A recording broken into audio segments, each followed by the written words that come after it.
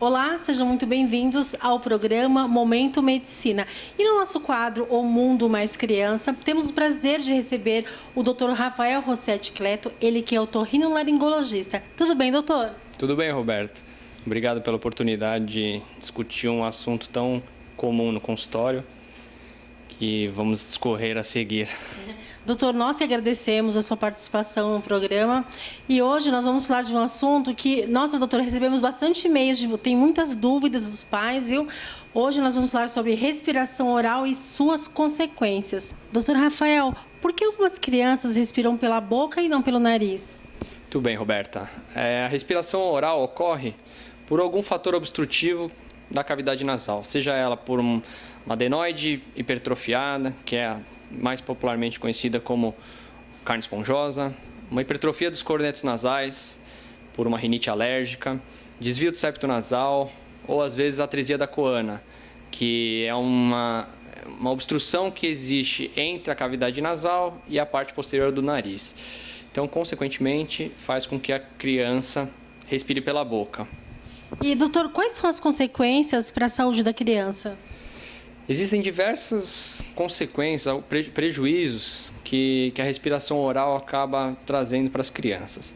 Entre elas podemos citar alterações dentárias, como uma mordida cruzada, a mordida aberta, um hipodesenvolvimento da maxila, o lábio inferior muitas vezes acaba ficando evertido, as narinas ficam pequenas. Então, a respiração oral, pensando na questão dentária da criança, traz esses prejuízos. Podemos citar também alterações da questão da musculatura da orofaringe. Acaba prejudicando a deglutição, a mastigação e a fala da criança. Pode trazer prejuízos no crescimento da criança. Muitas vezes os pais se irritam com as crianças que fazem xixi na cama e na maioria das vezes não é culpa das crianças, porque a enurese noturna, que é fazer xixi na cama durante a noite, é consequência também de uma respiração oral. Alterações cardíacas, quando o paciente tem respiração oral, também pode ser evidenciada. Infecções de repetição, principalmente no ouvido, porque é uma adenoide muito grande, prejudica a comunicação que tem atrás do nariz com o ouvido, que são chamadas tubas auditivas. Então, a obstrução dessas tubas faz com que a ventilação do ouvido não seja das melhores. Um pouco de secreção que vai para essa região vira um meio de cultura para um processo infeccioso e a otite de repetição acaba sendo presente. Muitas vezes também nem vem a infecção, mas o catarro presente nessa região prejudica a audição da criança. Então, acaba trazendo déficit na escola em relação ao aprendizado. A criança fica muito agressiva, irritada, tem o isolamento social. Então, são várias consequências que, a partir do momento que os pais perceberem alguma alteração dessas que eu comentei, é importante procurar um especialista. Olha, doutora, eu fiquei impressionada, né, com as consequências. Eu não tinha ideia que a enurese noturna poderia ser consequência também da criança que com a respiração oral. E, como muito bem o doutor disse, os pais têm que se atentar a esses sintomas, não, doutor? Doutor, isso pode acontecer a partir de qual idade da criança?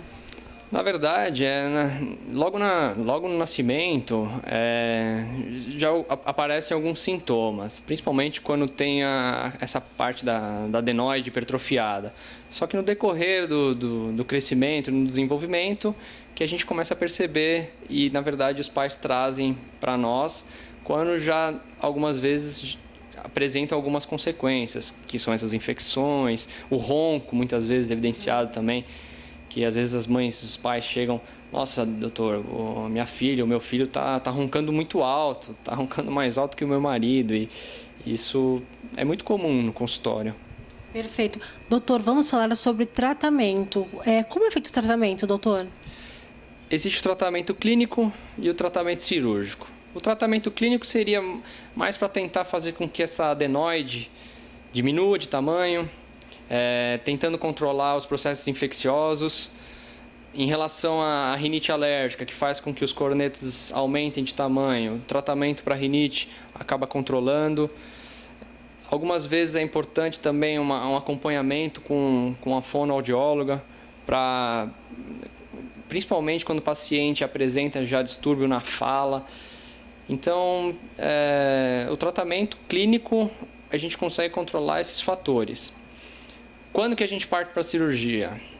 Paciente que tem um aumento da adenoide importantíssimo, que faz com que respire o tempo todo pela boca, já trazendo consequências para a arcada dentária, infecções de repetição, principalmente também quando acaba saindo secreção pelo ouvido. A atresia de Coane, que é o que eu comentei, é cirúrgico, não existe tratamento clínico.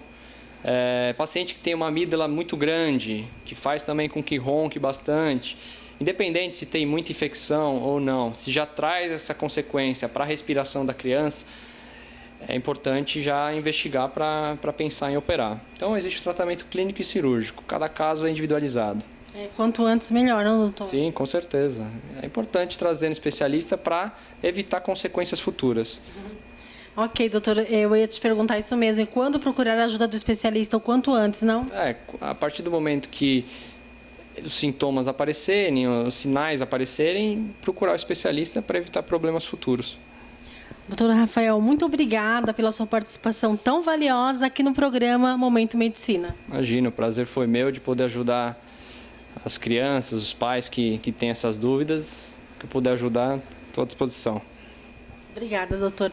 O programa Momento Medicina vai ficando por aqui. Até o nosso próximo encontro. Aqui você encontra informação com responsabilidade.